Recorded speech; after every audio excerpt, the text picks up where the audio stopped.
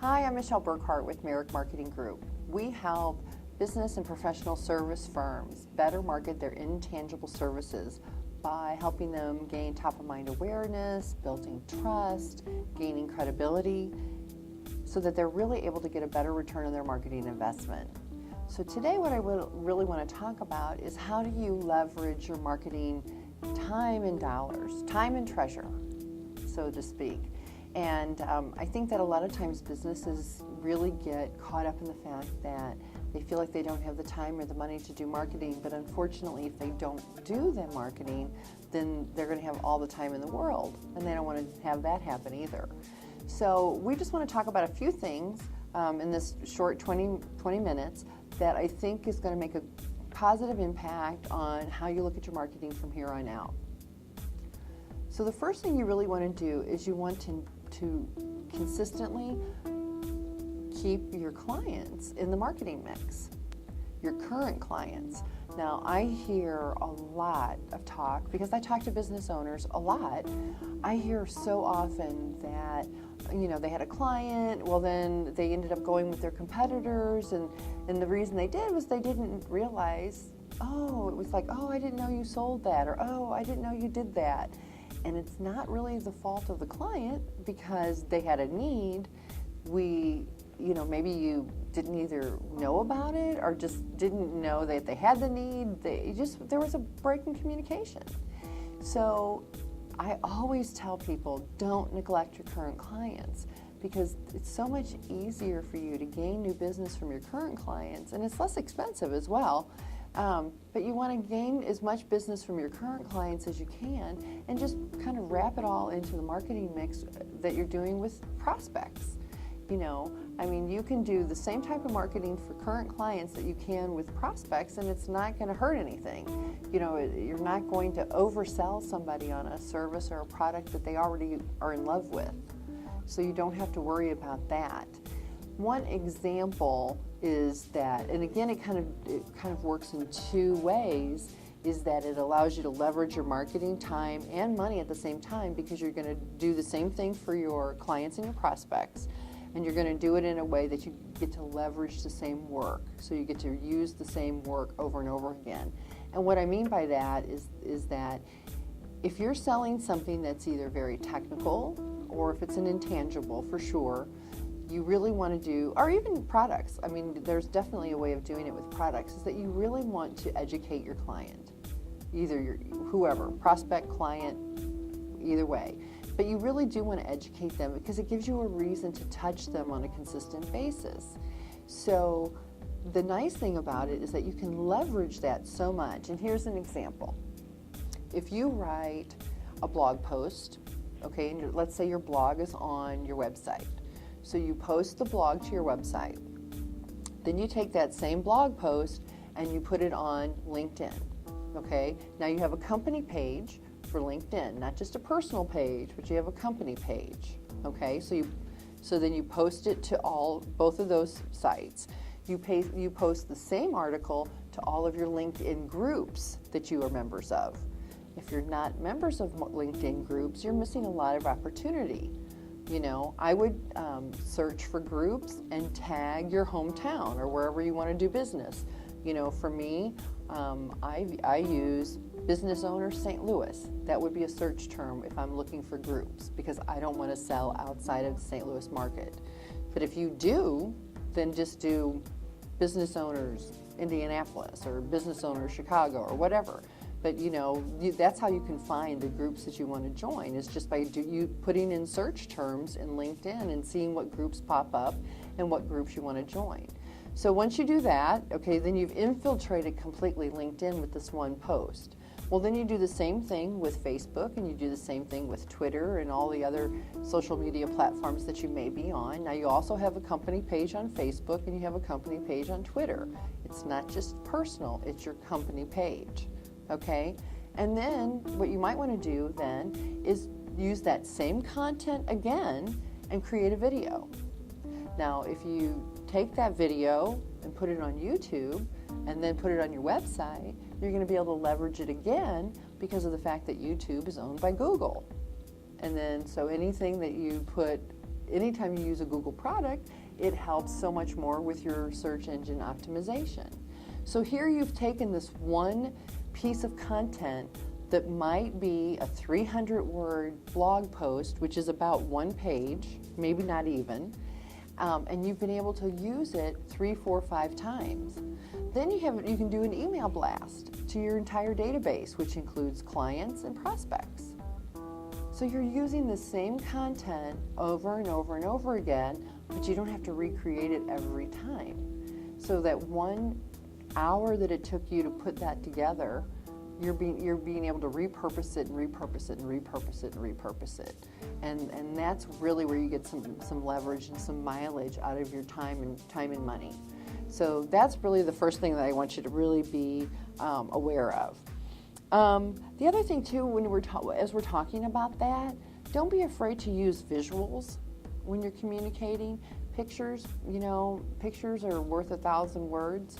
And I agree with that. If you're a highly technical industry, try to maybe do some graphs or something so that it's not so much dry technical content that people are reading, and that's hard. Nobody likes to just be bored. So I want you to try to figure out a way that you can incorporate these visuals into your process. And then video can be, that's considered a visual as well. So that's a good thing. That's really a good thing. Okay, so let's talk about how do you use social media. And it's a lot easier, I think, if you realize that once you create this blog post, you can create 6 blog posts at one time, and then you can use a social media software program, and you can schedule them for the whole month, and it's so inexpensive. Now there's companies like Hootsuite, and there's a company in St. Louis called Gremlin that it's so inexpensive that you can use that software, and they'll do all the individual posting for you. So you just write the post, upload it there, schedule it when you want it to hit, and then you can forget it. So again, you're leveraging your time and your money, because I think it's ridiculously inexpensive, like $10 a month or something silly like that. So I really do want you to take advantage of some of that stuff. And don't be afraid to try it. You're not committed for long term. Try it, sample it, take baby steps before you really dive into it. But, leverage the technology that we have available to us, because that's what it's designed for. They designed that technology for people just like us. So keep that in mind. Another way I want you just to be aware that you can leverage your business and your marketing efforts is by looking at your website. Now, if your website is over 24 months old, it's outdated, basically, because I would almost guarantee there's not a business out there that hasn't either added something or deleted something from their service offerings over the last 2 years. The days of using your website as an online brochure, those are over. You really want to take advantage of your website as a lead generator. So you really want to take a look. The best way to leverage all of this, and I would probably do the website first before I started all this social media stuff, because you really want to get people, you want to make a good impression. So if you're going to direct people to your website, you want to make sure it looks great. And what I have noticed is that there's a lot of typos I've seen. I've seen products that they no longer have or services that they no longer carry. I've seen articles that are 10 years old. I've seen all these things that tells your buyer that you're not really paying attention to your business. And you kind of wonder what kind of message that sends to them. It's like if you're not going to pay attention to your own business, are you going to pay attention to their business? So the best leverage is to really make sure that you're putting your best foot forward with your website. And use it as a lead generator. Put some sort of a special report on there that people would like to read, and then you can collect their email address. I mean, that's really the key right there, is leverage your you've always spent the money, so leverage the dollars that you've used for that website and really make it start generating some leads for you, because that's the real big key. So I really am a big proponent of that. I mean, my company is not yet, we're actually just coming up on our first anniversary, and I've already gone through 2 revisions of my website. And you know, I had some technical reasons why I did it, but you know what, even with that, if within the short span of 12 months, my company morphed. I now offer different services than I did when I first started. And you know what? I would think that's going to happen to you as well. There's going to be different products or services now that you're going to want to talk about, or you've had more experience selling, so you know what works better.